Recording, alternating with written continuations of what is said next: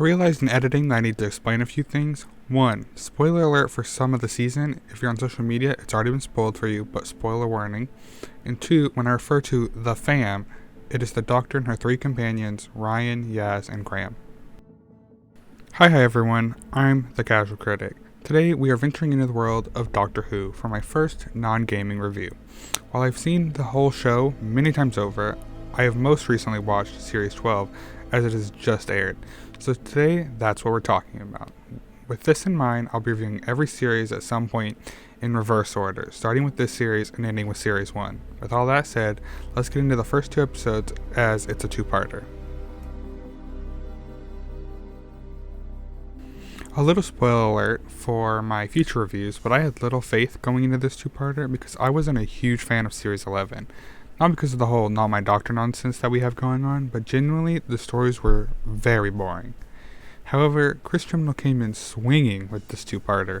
I genuinely love this story so much. From the writing, to the Doctor, to the reveal, all that, and it's just part 1.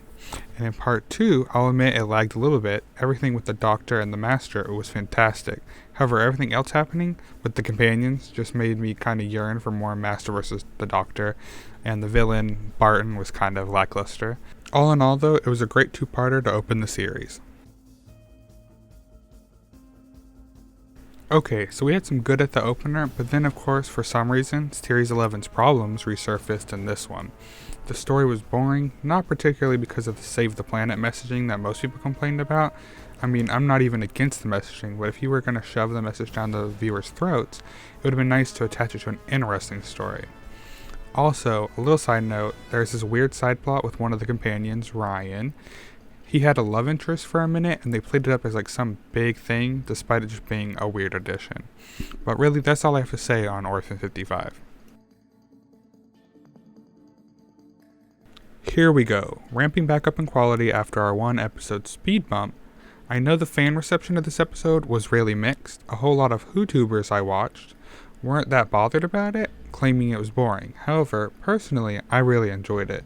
This is just my kind of episode. A fun historical, well written, and well performed. We've of course had other historicals, but in Series 11, they were very serious in tone, as some of them should be, honestly, but it was just great to see some fun out of Doctor Who in this episode. Here we go. This episode was so wild. We had been told almost a full year before the series came back that the Judoon would make their return. Everyone, including I, went into this episode thinking, oh, it'll just be a fun romp of an episode. And oh my, was it a ride. We get introduced to a new Doctor we haven't met before. Fan favorite Captain Jack returns, and on top of that, the episode was entertaining. It's just, wow. Really, this episode carried my attention even past this episode. However, I will mention that for first-time viewers, it's probably less effective since you probably haven't grown attached to the Doctor as a character, and if you have no clue who Captain Jack is, then it, won't be as effective. But anywho, that's that. So in this episode, we calm down a little bit. It's your generic Doctor Who episode to an extent. It continues right on from the last story, and really it's just a good Doctor Who episode. It does have another Save the Planet message, however. This one is attached to a better story, and frankly, I think it made it better received. I will say though, the villain, in quotes, is kind of lackluster though. I almost think the story would be the same without them, to be honest, and that's all I really have to say. Carrying on, we have yet another pretty good episode. This one had some controversy, which I'll get to at the end of this section, but for now, I think the setup was pretty good, and even the villains served their purpose. This whole episode was a metaphor for depression essentially, which I really liked. This is why the controversy was weird to me, so let's get to it. One of the companions, Graham, had told the Doctor he was scared that his cancer would come back and that he'd die. The Doctor just responds with how she was socially awkward and that she'd come up with something to say. Fans took this as the Doctor shrugging him off. However, I didn't see it like that, and a channel I watched, Council of Geeks, explained it really well, like the same thoughts I have. So I will link his videos in the top in the description, but I saw it as her opening up to him. Anywho, with that being said, I enjoy the episode. Okay, so this is essentially the beginning of the end for the series. They don't call this a three-parter, but to be honest, it is. In this episode, we open up on the fam meeting Mary Shelley. For those who don't know, she wrote Frankenstein. Anywho, it all leads up to the end where it's a great story about a classic Doctor Who foe, the Cyberman. This one being deemed the lone Cyberman, which we'll see in the next 2 episodes as well.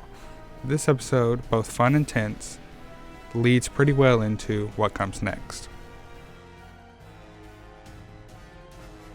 Now, for what's next. This story is what comes after the Doctor jeopardizes the fate of humanity in the last episode. The Doctor's trying to fix her mistake through various means, and in the end of the episode, she still hasn't really solved the problem. However, the story was really enjoyable nonetheless. The fam gets split up, which leads to some interesting moments and conversations. Also, there are these weird segments of a Scottish town which really make no sense until the next episode, so I'm going to address them there.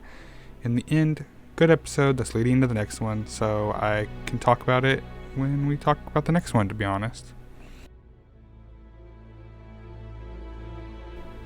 Here we are, the big finale, which, if I'm honest, I really enjoy, despite a sizable amount of the fandom disliking the outcome. So, let me explain. We open up with the Doctor on her home planet, with the Master and the companions dealing with the Cybermen for the most of the episode.